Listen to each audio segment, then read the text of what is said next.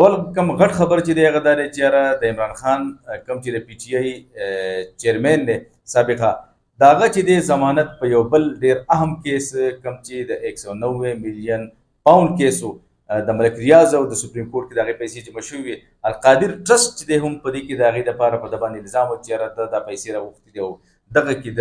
خرد برد او څه داسې کرپشن کړی دی نن د هغې چې دی فیصله چې دی هغه جاري کړی اسلام آباد های کورټ او پای کې چې دی د هغه ضمانت منظور شوی دی بسم الله الرحمن الرحیم کتونکو تاسو یو ځل بیا د خپل فیسبوک او یوټیوب باندې مخامخ یم کتونکو نړۍ پروګرام کې صرف دوه خبرونه دي هغه به ستاسو سره شریکو اول کم غټ خبر چې دی هغه دا دی چې یاره د عمران خان کم چې د پی ټی آی چیرمین دی سابقه د هغه چې دی ضمانت په یو بل ډېر اهم کیس کم چې د 190 میلیون پاوند کیس و د ملک ریاض او د سپریم کورټ کې د هغې پیسې جمع شوي وې القادر ټرسټ چې دی هم په دې کې د هغې دپاره په ده باندې الزام و چې یاره ده دا پیسې راغوښتې دي او دغه کې د خرد برد او څه داسې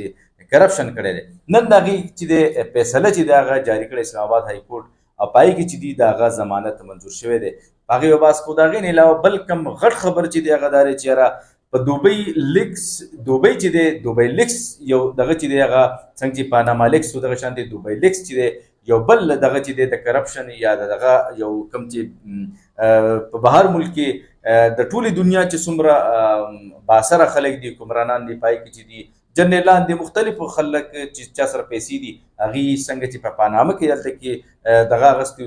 جایدادونه اخیستي دغه شانتې په دوبۍ کې چې دي هغه هم جایدادونه اخیستی شوي دي او په دوبۍ کې چې کوم دوبۍ لیکس مخې ته راغلی دی پای کې د ټول نه زیات جایدادونه چې دي هغه د انډیا دغه خلکو کومې ټوله چې ده باثر هغې اخیستي دي ورسره په دویم نمبر چې دي پاکستان اخیستي دي دغه شانتې اول دغه اولنی خبر راځو چې یاره نن د بانی پی ټی آی چیرمین کم چې دی عمران خان صاحب د هغه په 190 میلیون پاوند او القادر ټرسټ کم کیس چې و پای کې په هغه باندې چې دي الزامات لګېدلي چې یاره د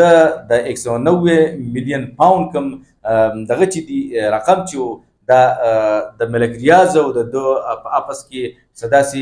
ګډ جوړ شوی او بیا چې دي کرپشن په هغې کې دی کړی او دغه القادر ټرسټ په نوم باندې کم چې القادر یونیورسټۍ کم دغه اخیستی شوی ځمکه اخیستی شوې وه د هغې کې دوی چې خرد برد شوی دی او د کرپشن الزامات په هغه باندې وو د هغه په کور والا باندې وو نن چې دي د هغې ډېر وخت د هغې سماعت روان و خو نن چې دي اسلام آباد های کورټ کما فیصله چې محفوظ کړې وه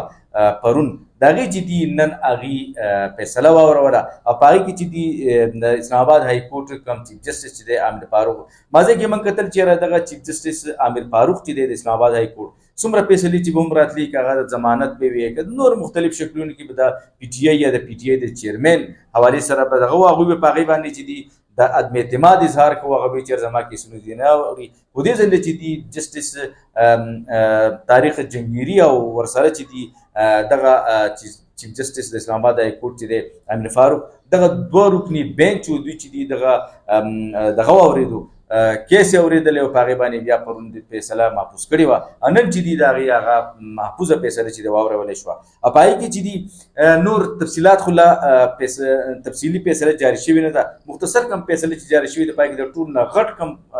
خبر چې دی خبر دا دی چې یو طرف ته خو دغه د پی ټي آی کوم چې سابقه چیرمین دی عمران خان صاحب سابقه وزیر اعظم د هغه خو یو طرف ته ضمانت چې دی منظور شوی دی خو بل طرف ته چې دي د هغه په باره کې د دغې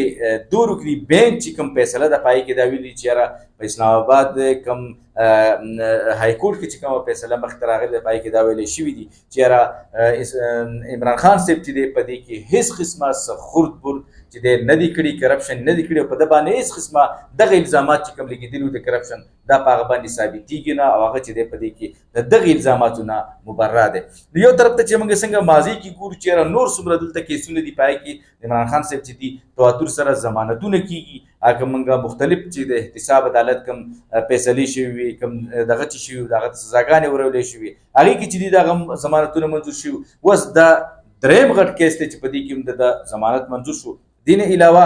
دوه اوس غټ کیسونه پاتې دي یو د عدت نکاح کیس دی او یو چې د سایپر کیس دی هغې کې کوم څومره ریمارکس تر اوسه پورې چې مخکې راغلي دي هغه که په اسلام آباد های کورټ کې دي او که هغه موږ په سپریم کورټ کې د هغې حوالې سره کوم هیرینګ اورو کوم چې ریمارکس د دغه ججانو اورو په هغې کې ښکاري هم داسې چې یاره ډېر دی زر دي او که پس دي د عمران خان صاحب او د هغه د کور والا چې دي په هغې کې به هم ضمانت منظور شي بیا چې دي کیس او ټرایل به چلیږي او د هغې چې دي بیا چې دي که د ضمانت نه د هغه چې منظور شي او هغه بهر ته راوځي دا کیسونه به چلیږي خو فلحال ښکاري داسې چې یاره په هغې دوو کیسونو کې به هم میاشت یو نیمه دوو کې چې دي د هغه ضمانت چې دي هغه هم کنفرم شي او بیا دغه شانتي که بل کیس داسې په هغه باندې جوړ نه شو یا داسې نور څه په هغه خلاف اف آی آر درج نه شو یا نور داسې الزامات یا دغه په هغه باندې مخې ته رانغلل او کیسونه پرې جوړ نه شو نو فلحال دغه دوه کیسونه پاتې دي چې په هغه کې د هغه په جیل کې دننه دی په اډیاله جیل کې ښکاري داسې چې که دغه دوه کیسونو کې چې د هغه ضمانت منظور شي نو هغه به ډېر ژر چې دی د جیل نه راوځي. دې نه علاوه دغه بل غټ کوم کیس چې دی پاکستان کې تاسو څنګه ما تاسو ته وایي چې ماضي کې چې دي هم زمونږ کم سیاستدانان چې دي دلته کې زمونږ بیوروکریټس چې دي دلته کې زمونږ سابقه جنرالان چې دي هغوی چې دي په ضد دي چې یاره په پاکستان کې خپله پیسه ولګوي خپله سرمایهکاري وکړي دلته کې صنعتونه ولګوي دلته کې چې دي انویسټمنټ وکړي دلته کې ترقي راوړي دلته کې خلکو ته روزګار ورکړي هغې خپلې پیسې چې دي هغه یو ځل له پاناما په شانتې چې څنګه نواز شریف صاحب او دنیا نور کم سیاستدانان سابقه جنرالان چې دي د هغې پراپرټیانې مخې ته راغلي وي د هغې هلته کې دغه مخې ته راغلي جایدادونه مخې ته راغلي دغه شانتي دوبۍ لیکس چې دی یو بله دماکه شوې ده او هغه دماکه چې ده په هغې کې د پاکستان تقریبا وایي چې یاره د 11 اربه ډالرو سرمایهکاري پاکستانیانو کړې ده په هغې کې مختلف سیاسیان بیوروکریټ سابقه جنرالان چې دي موجوده پکې هم شاید چې هغه چې دي هغوی دغلته کې د 11 اربو ډالرو چې دي هغوی پراپرټیانې او جایدادونه اخیستي دي انویسټمنټ یې کړی دی پلیټونه یې اخیستي دي مختلف پلازې یې اخیستي دي مارکیټونه شاپینګ سنټر یې اخیستي دي هغه ویلی کېږي چې یاره په دوبۍ لیکس کې چې دي د ټول نه زیاته کم دغه چې مخې ته راغلي دي جایدادونه یا انویسټمنټ چې مخې ته راغلی دی په هغې کې د انډیا چې دي کم سرمایهکار چې دي د هغې پالیټیشن چې دي د هغې چې سرکاري څومره کسان دي هغوی اخیستي دی دویم نمبر چې دی هغه پاکستان دی ویلی کېږي چې یاره د پاکستان تقریبا 11,115 کسان چې دي دوی دغلته کې د 11 اربو ډالرو 4,315 روپو دغه چې ډالر دا جایدادونه چې دي د دې فکر سره چې 4,305 یا 315 دا چې دي مختلف جایدادونه دوی اخیستي دي دغلته کې پراپرټیانې اخیستي دي دغه هلته یې ځان له پراپرټیانې او جایدادونه جوړ کړي دي یو طرف ته دلته کې موږ سیاست دلته کوي دا خلک پیسې او تنخواګانې دې ځینې اخلي دلته مراد د دې ځینې اخلي خو پیسه چې کله وګټي که جایز ده او که ناجایز ده که په کرپشن ده او که د خلکو سټونې مات کړي د خلکو د خولې نه نوړۍ راویستي دي هغه پیسې چې دي هغه جمع کوي او هغه چې دي بیا کله پاناما ته وړي کله چې دي هغه انګلینډ ته وړي کله دوبۍ ته وړي دې ځلې چې دي په دوبۍ کې تاسو دوبۍ لیکس کې چې کوم دا وکړو پوره تفصیلات لا راغلي نه دي په هغې کې د پی جی آی چې دي هم کسان چې دي شیر افضل مروت د هغې تصدیق کړی چې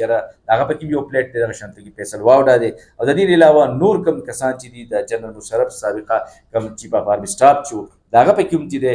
جایدادونه راغلي دي او دغه شانتې حسین نواز چې دی د نواز شریف صاحب زوی دی د هغه دغه شانتې آصف زرداري چې دی د هغه درېونه بچي چې دي دوه لوڼه آصفه بوټو او د هغې سره د هغه بله لورې او کم چې بلاول بټو دی د هغې درې واړه وایي چې یاره مبینه طور پر د هغې دغلته جایدادونه دي دې نه علاوه دنیا ما تاسو ته وایي چې یاره 24,165 کسان چې دي هغوی 17,165 کسان چې کوم دي هغوی 24,305 جایدادونه اخیستي او د دې ټوټل کم پیسې چې جوړې شوي دي 11 اربه ډالر جوړ شوي دي هسې سوچ کول پکار دي چې موږ د 1 او 2 او 3 اربه ډالرو دپاره د آی ایم اف کم شرطونه منو دلته کې چې دي موږ بجلۍ د کم ځای نه کم ځای ته نرخونه ورسول روان دي د هغې علاوه ګیس او نور داسې کم ټکسونه او کم دنیا دغه چې دي په خلکو لګو خو بل طرف ته زمونږ دغه خلک چې تنخواګانې د دې ملک نه اخلي مراد د دې ملک نه اخلي سیاست دلته کې کوي په سیاسي کرسو باندې دلته ناستې حکمراني دلته کوي پیسې چې دي هغه په ځای د پاکستان چې دي دلته نه لګوي یا چېرته لګوي کله دوبۍ کې لګوي کله پاناما کې لګوي کله انګلینډ کې لګوي کله په امریکا کې لګوي په کار خدا ده چې یاره څنګه چې په ماضي کې